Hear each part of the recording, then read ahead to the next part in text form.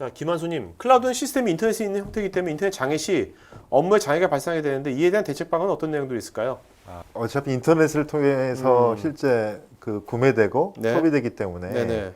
인터넷 장애 시 업무 장애가 발생하지 않냐. 네네.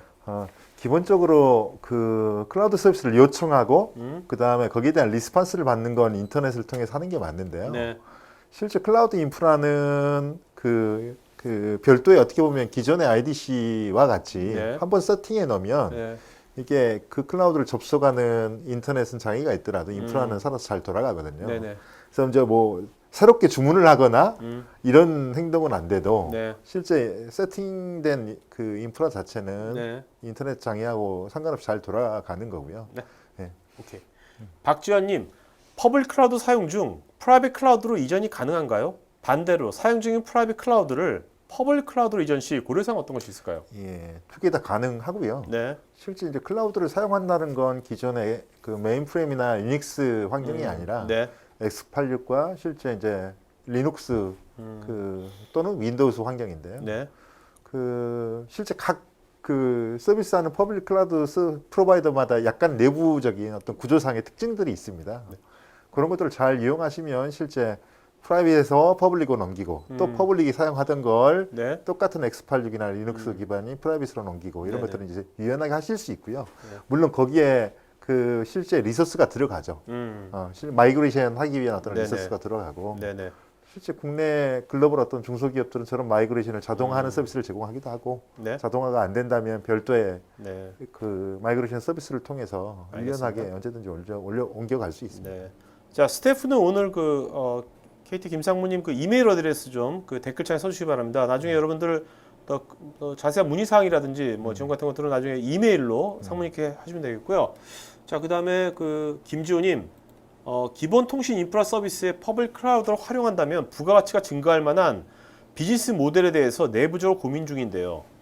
결국 통신가와 통신기업과 협업이 필요해 보입니다. 어떤 방향으로 접근할지 조언이 있으면 부탁드립니다. 이분은 단순히 클라우드를 그냥 비용 절감이 아니라 네. 새로운 비즈니스를 창출하는 뭐 네. 이런 쪽으로도 고민하는 것 같거든요. 네. 뭐 이제 제가 기본 통신 인프라 서비스가 어떤 비즈니스를 하시는지는 잘 모르겠지만 네네. 예를 들자면 IP 기반의 VoIP를 한다. 네. 그런 장비를 내가 만들어서 실제 네. 이제 시장에 셀링하는 그런 비즈니스 모델을 가지고 있다. 음. 이런 인프라조차도 네. 실제 클라우드 서버상의 가상의 VoIP 그 장비나 네. IPPBX 장비로 세팅이 돼서 네네. 클라우드 상에서 실제 원클릭만으로 그 관련된 네. 솔루션과 인프라가 같이 프로비저닝 되고 네. 그 다음에 고객에게 딜리버링 되는 이런 여러 가지 기존의 오프라인에서는 있을 수 없는 여러 가지 비즈니스가 나올 수 있을 거라고 보고요. 그렇죠. 또 실제 KT 역시 통신기업으로 누구나 다 알듯이 130년 된 국민 통신기업입니다. 네네. 이 통신을 기반으로 해서 실제 클라우드 비즈니스를 또 새로운 사업 모델로 만든 대표적인 또 레퍼런스 모델이 아닐까 생각을 합니다. 말씀 들으니까 이게 지금 KT에서요. 네. 물론 이제 클라우드에 대한 컨설팅을 잘해주는 건 중요하지만 네. 이런 각 인더스트리에서 네. 클라우드로 어떤 뉴 비즈니스를 만들었는지 네. 그런 것들을 KT가 네. 중간에 허브 같이 네. 이런 것들을 많이 알려주시면 네. 굉장히 도움이 될 것 같은데요. 맞습니다. 네. 그게 또 국내 토종 클라우드의 또 자존심으로서 저희가 이 시장을 꼭 클라우드 시장뿐만 아니라 네. 이거 관련된 여러 가지 유관 인더스트리를 붐업시킬 수 있는 네. 또 하나의 또 책임감을 가지고 그런 활동도 열심히 하도록 하겠습니다. 자, 유경아님, 기관계 시스템을 모두 클라우드로 마이그레이션 했을 때 네. 발생하는 장점이 ROI 측면에서 어떤 메리트가 있을까요? 아까 저기 엠프라니도 잠깐 나와서 네네. 말씀드렸는데요. 네. 참고로 이 엠프라니뿐만 아니라 네. 제가 공개 못 드리는 아주 큰 그 이름만 들으면 그 알만한 국내 몇 개의 기업들도 선도적으로 네. ERP나 이런 것들조차도 실제 클라우드를 통해서 그 운영을 하고 계십니다. 물론 네. 워낙 미션 크리티컬한 시스템이기 때문에 네. 일반 퍼블릭 클라우드가 아닌 KT의 엔터프라이즈 클라우드라고 별도 그 서비스 브랜드화된 네. 별도의 존을 활용하고 계시고요. 네네네. 이제 그런 것들을 통해서 클라우드를 활용하게 되시면 저희가 경험한 바로는 기본 40%에서 50%의 그 TCO 절감은 네. 기본적으로 얻으실 수 있을 거라고 생각을 합니다. 네. 정동영님, 기업의 환경이나 규모 업종에 따라 다르겠지만 클라우드로 전환하는 기업에서 최소한으로 필요한 필수적인 인프라 또는 리소스가 어떤 것이 있을지요? 기본적으로 클라우드로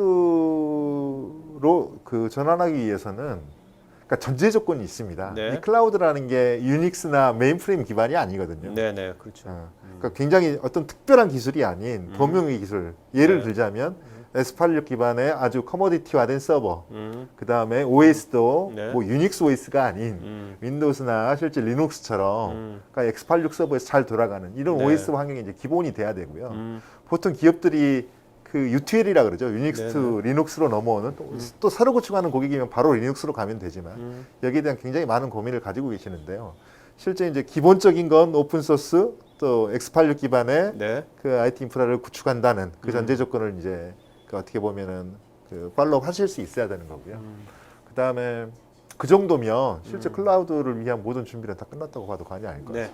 자, 그 김소연님하고 류지연님, 강필규님 약간 좀 비슷한 네. 점이 결국 이제 KT 서비스의 예. 차별화된 포인트가 뭐냐? 예. 그 강필규님은 이제 SLA 측면에서 네. 이제 보안 수준 정의 같은 것들, 네. 보안. 그다음에 류지연님께서는 가격 말고 또 다른 장점이 무엇인지 국내 클라우드 선정 기업이라는 걸 알겠는데, 네. 네, 그런 게 있고요. 또 김소연님은 이슈 관리라든지 그 어떤 그 운영 현황과 비용 현황에 대한 보고서는 어떤 식으로 제공이 가능한지 보고서 제공 가능 뭐 이런 걸 물어봤습니다. 아, 실제 이제 그 제가 그 서두에 비용을 얘기를 드렸는데요. 제가 또 얘기를 이제 마지막에 드렸던 게 뭐 싼 건 좋고 네. 그래서 뭐 써보긴 할 텐데 그 다음 이제 쓰기 시작한 그 다음에 KT만 고객한테 주는 밸류가 뭐냐 네. 다들 궁금해하실 것 같아요. 네네.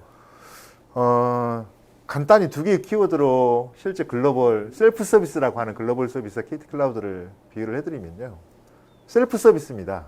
예를 들어서 A사나 M사 이런 클라우드는 셀프 서비스예요. 네. 당신이 알아서 하라는 얘기예요. 네. 우리는 굉장히 저렴하게 대규모 규모의 인지를 만들어 놓고 서비스를 하는 거니까 당신이 알아서 하세요. 네. 라고 실제 이제 그 사용 중에 장애가 생겨도 트러블 티켓은 그 포탈상이나 메일상으로 항의를 할 뿐이지 문의를 할 뿐이지 네네. 그게 실제 리얼타임으로 나에게 어떤 응대나 이런 게 온다는 보장이 없습니다. 네네.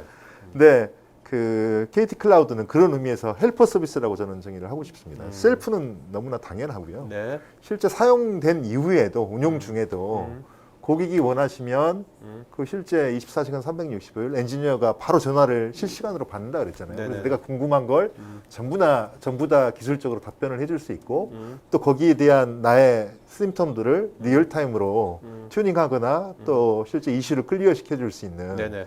이런 애프터 서비스 측면에서 실제 글로벌의 셀프 서비스라고 하는 그런 서비스와 KT의 그 클라우드 서비스는 그 완전히 어떤 사상을 네. 달리 가지고 있는 서비스라고 보셔도 될 것 같고요.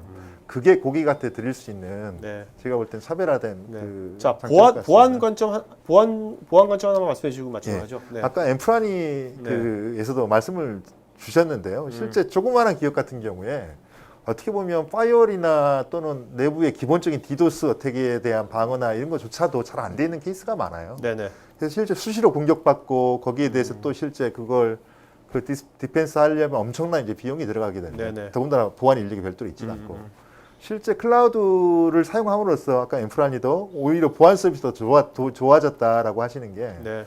그런 파이어월, 디도스 이런 서비스들을 기본 서비스로 제가 KT를 믿고 네. KT 유지부스 대행을 통해서 그런 서비스를 받으실 수 있고요. 또 그 기본적으로 예전에 내가 안 했던 어떤 보안의 팔럿이나 그런 룰들은 기본 서비스로 저희가 제공할 건 기본으로 다 제공하고 있어서 오히려 네. 작은 기업들한테는 그 보안에 더 취약한 게 아니라 더 강력한 솔루션 중에 하나가 클라우드가 아닌가 생각합니다. 네.